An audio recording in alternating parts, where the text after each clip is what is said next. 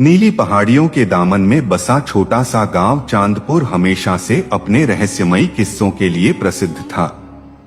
गांव के बुजुर्ग कहते थे कि यहाँ के घने जंगलों में कभी जिन्नात और आधी रात को गाने वाली परियां रहती थी। मगर मेहरीन, जो 25 साल की एक अकेली लड़की थी, इन कहानियों पर कभी यकीन नहीं करती थी। वह तो बस अपने वीरान से घर में अपने बीमार पिता की देखभाल करती, खेतों में काम करती और शाम को अकेली दरिया के किनारे बैठकर सितारों को देखा करती। मेहरीन के घर के पीछे एक पुराना बेर का पेड़ था, जिसके बारे में कहा जाता था कि वह किसी जिन का निवास है। गांव वाले इस पेड़ के पास से रात को गुजरते हुए मुंह पर कपड़ा बांध लेते थे, मगर मेहरीन वहां अक्सर बैठकर किताबें पढ़ती। एक दिन जब वह पेड़ के नीचे सूखे पत्ते हटा रही थी, तो उसे जमीन में एक पुराना तांबे का संदूक दिखाई दिया।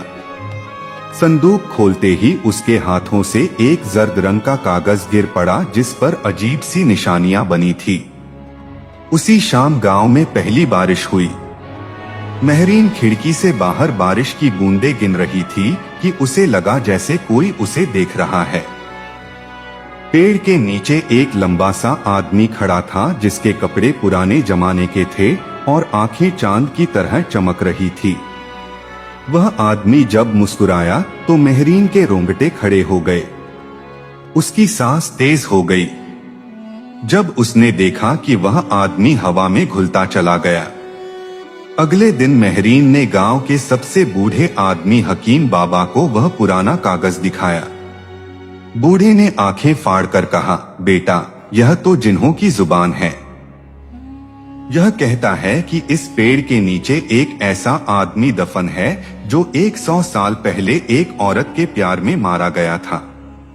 वह हर बारिश की रात जिंदा हो जाता है। मेहरीन को यकीन नहीं आया, मगर अगली बारिश की रात जब वह अपने कमरे में लेटी थी, तो उसे कोई दरवाजा खटखटाने की आवाज सुनाई दी। दरवाजा खोला तो वही पुराना आदमी खड़ा था। उसके होठों पर एक उदास मुस्कान थी। तुमने मेरा खत पढ़ लिया, उसने कहा।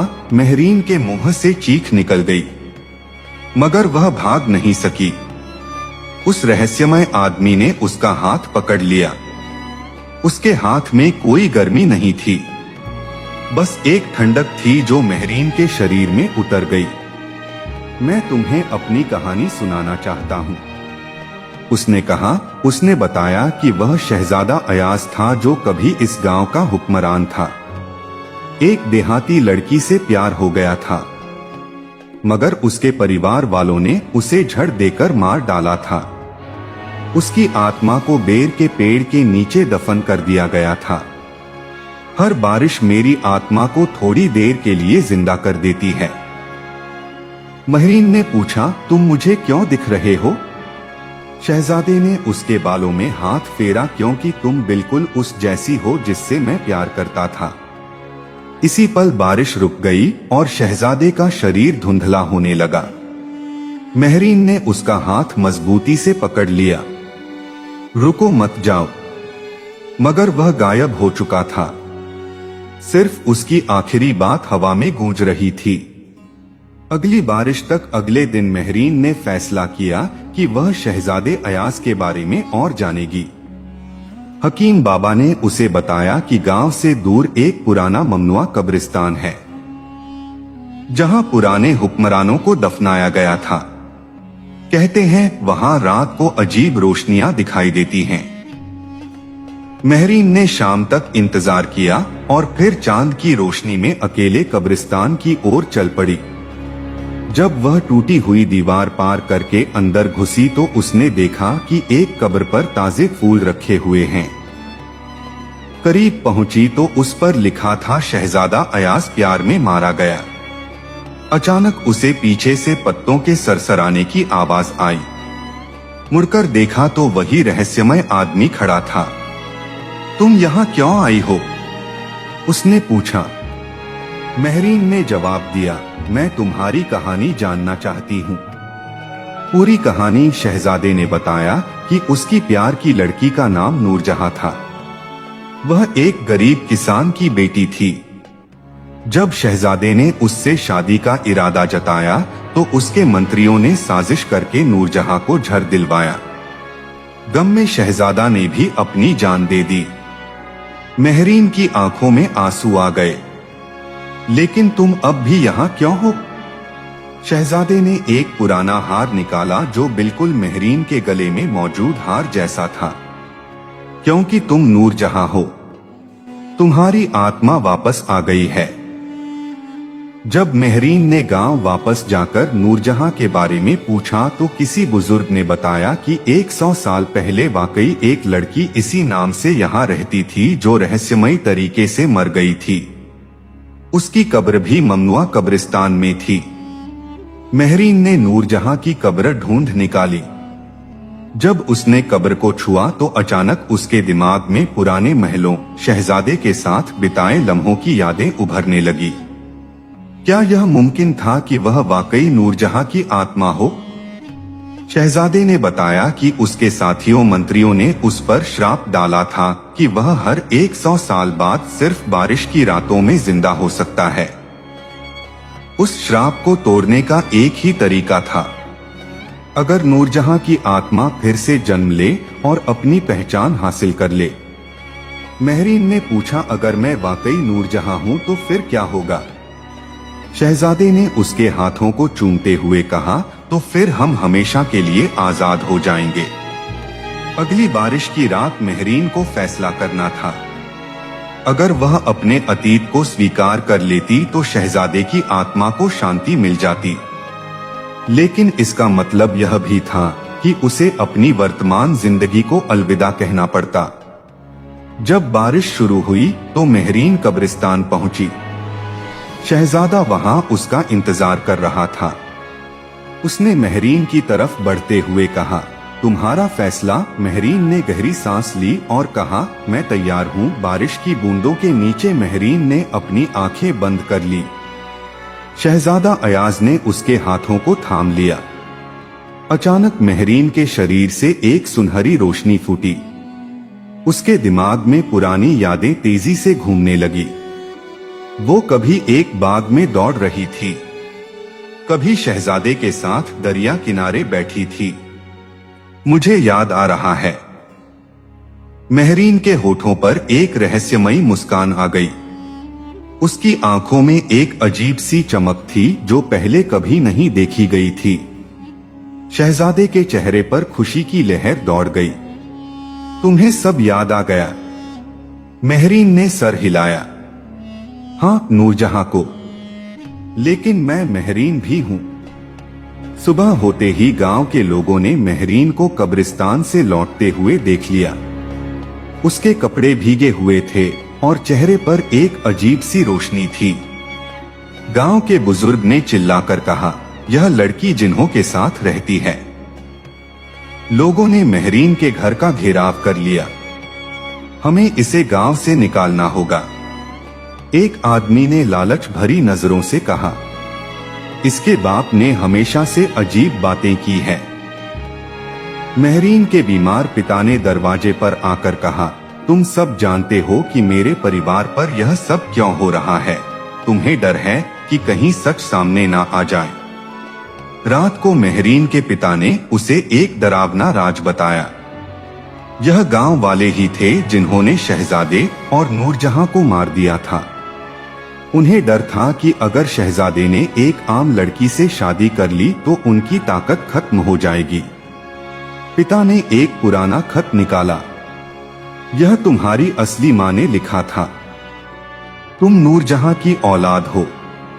तुम्हारी रूह में उसकी यादें जिंदा है। मेहरीन का दिल धड़क रहा था।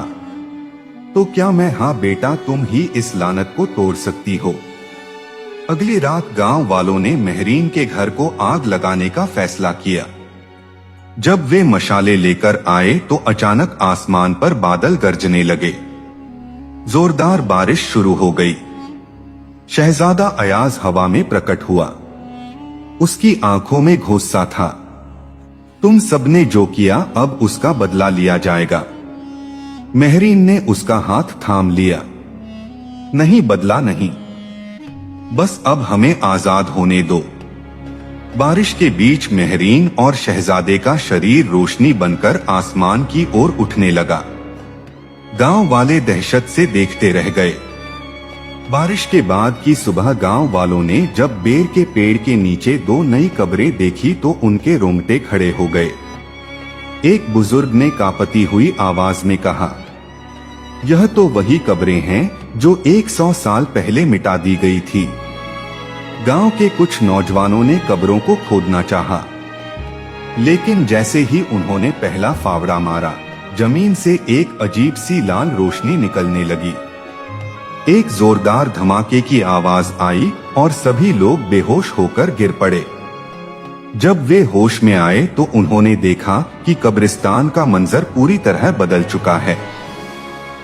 हर तरफ पुराने जमाने के फूल खिले हुए थे और हवा में खुशबू थी। दूर से गीत की आवाज आ रही थी। गांव वाले हैरानी से उस तरफ बढ़े तो उन्होंने एक ऐसा दृश्य देखा जिसे देखकर उनकी सांसें रुक गई। एक हरे भरे मैदान में शहजादा अयाज और मेहरीन अब नूरजहां खुशी से घूम रहे थे। उनके चारों ओर पुराने जमाने के लोग थे जो कभी मर चुके थे। गांव वालों ने पहचान लिया कि यह वही लोग हैं जिन्हें उनके पूर्वजों ने मार डाला था।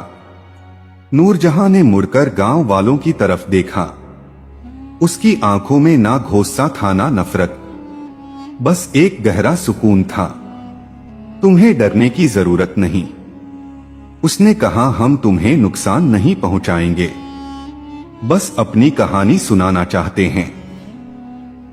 शहजादे ने बताया कि दरअसल नूरजहां कोई आम लड़की नहीं बल्कि एक दूसरे इलाके की शहजादी थी जो जंग में गुम हो गई थी। गांव के बुजुर्गों ने उसे पनाह दी थी, लेकिन जब उन्हें पता चला कि वह शहजादी है तो उन्होंने उसे मारकर उसके जेवर चुरा लिए थे। तुम्हारे घरों में आज भी वे जेवर मौजूद हैं। नूरजहां ने कहा, यही तुम्हारी बदकिस्मती की वजह है। गांव वाले शर्म से सिर झुका गए। उनके पूर्वजों के गुनाहों का बोझ अब उन पर भारी पड़ रहा था। एक बुजुर्ग ने रोते हुए कहा, हम माफी के लायका नहीं, लेकिन अगर कोई रास्ता हो तो बताओ। शहजादे ने गहरी सांस ली। एक ही रास्ता है, वे जेवर वापस करो जो तुम्हारे पास है। उन्हें उनकी असली जगह पर रख दो। अगले कई दिनों तक गांव वाले अपने घरों से पुराने जेवर निकालते रहे। हर कोई अपने परिवार का गुनाह धो रहा था। जब सारे जेवर बेर के पेड़ के नीचे रख दिए गए तो एक अजीब सी रोशनी फूटी। जमीन हिलने लगी और पेड़ के पीछे से एक पुराना दरवाजा नजर आने लगा। नूरजहां ने मुस्कुराते हुए कहा, यही वह जगह है जहां से हम असल में ताल्लुक रखते हैं। शहजादा और नूरजहां ने हाथ मिलाया। अब हमारा काम पूरा हो चुका है। शहजादे ने कहा, हम वापस जाएंगे। तुम्हारे लिए यह दरवाजा हमेशा के लिए बंद हो जाएगा। गांव वालों ने विनती की, लेकिन हम फिर कभी तुम्हें नहीं देख पाएंगे? नूरजहां ने मुस्कुराकर जवाब दिया, हम हमेशा तुम्हारे आसपास होंगे, बस देखने वाली आंखों की जरूरत होगी। दरवाजे से एक सुनहरी रोशनी फूटी। शहजादा और नूरजहां धीरे धीरे उस रोशनी में विलीन होने लगे। गांव वालों ने देखा कि जाते जाते दोनों ने एक दूसरे की ओर मोहब्बत से देखा। फिर अचानक सब कुछ खत्म हो गया। दरवाजा गायब हो चुका था। बेर का पेड़ अब एक आम पेड़ लग रहा था। गांव वालों ने महसूस किया कि जैसे उनके दिलों से कोई बोझ उतर गया है। इस वाक्य के बाद चांदपुर गांव कभी पहले जैसा नहीं रहा। लोगों ने अपनी जिंदगियां बदल दी। जो जवर बचे थे उन्हें एक अजायब घर में रखवा दिया ताकि आने वाली नस्लें अपनी तारीख ना भूले। आज भी जब कभी चांदपुर में बारिश होती है तो कुछ लोग कहते हैं कि उन्हें बेर के पेड़ के पास से हंसी की आवाजें सुनाई देती हैं। कुछ ने तो दावा किया है कि उन्होंने एक शहजादे और शहजादी को हाथों में हाथ डाले चलते देखा है, जो बारिश की बूंदों में गुम हो जाते हैं। लेकिन सबसे हैरत की बात यह है कि अब जब भी कोई बेर के पेड़ के नीचे बैठता है, उसे एक अजीब सा सुकून महसूस होता है, जैसे कोई उसे कह रहा हो, तुम्हें डरने की जरूरत नहीं, मोहब्बत हमेशा जिंदा रहती है। एक दिन जब चांदपुर गांव अपने रोज के कामकाज में डूबा हुआ था और लोग पुरानी कहानियों को महज कल्पना समझकर भूल चुके थे, तभी कुछ ऐसा हुआ जिसने सालों पुरानी उस दास्तान को फिर से जीवित कर दिया। आसमान में बादल छाए हुए थे, हल्की बारिश हो रही थी और वही पुराना बेर का पेड़ जिसके नीचे कभी एक सुना था, रोज उस पेड़ के नीचे बैठा करता था। लोगों को लगता था कि वह बस पेड़ की छाव में खेलता है, लेकिन वह वहां किसी अनकही शांति की तलाश में बैठा करता था। उस दिन जैसे ही बारिश की कुछ बूंदें उसके चेहरे पर गिरी, उसने अपनी आंखें बंद की और अचानक अपनी माँ की ओर मुड़कर जोर से कहा, माँ। उसकी आवाज बिल्कुल साफ, मीठी और गूंजदार थी। पूरे गांव में सन्नाटा छा गया, लोग दौड़ पड़े। उसकी माँ की आंखों से आंसू बहने लगे और सबकी जुबान पर एक ही सवाल था, यह कैसे हुआ? उसी पल कुछ लोगों ने देखा कि बेर के पेड़ के ऊपर हल्की सुनहरी रोशनी लहराई और उसमें दो परछाइयां उभरी, एक राजकुमार और एक राजकुमारी जो एक दूसरे का हाथ थामे मुस्कुरा रहे थे। वो नजारा बस कुछ पल का था, लेकिन उसकी गहराई ने हर दिल को छू लिया। लोगों को समझ आ गया कि नूरजहां और राजकुमार कहीं नहीं गए, वो यहीं है, हर बूंद में, हर हवा के झोंके में और उस बेर के पेड़ की हर पत्ती में। उस दिन के बाद से चांदपुर बदल गया, लोग और ज्यादा एकजुट हो गए, रिश्तों में मिठास आ गई और बेर का पेड़ गांव की आत्मा बन गया। आज भी जब कोई उस पेड़ के नीचे बैठता है तो उसे ऐसा लगता है जैसे कोई अदृश्य हाथ उसके कंधे पर रखकर कह रहा हो, डर मत, मोहब्बत कभी मरती नहीं, वो बस नजर से उझल हो जाती है पर दिलों में जिंदा रहती है।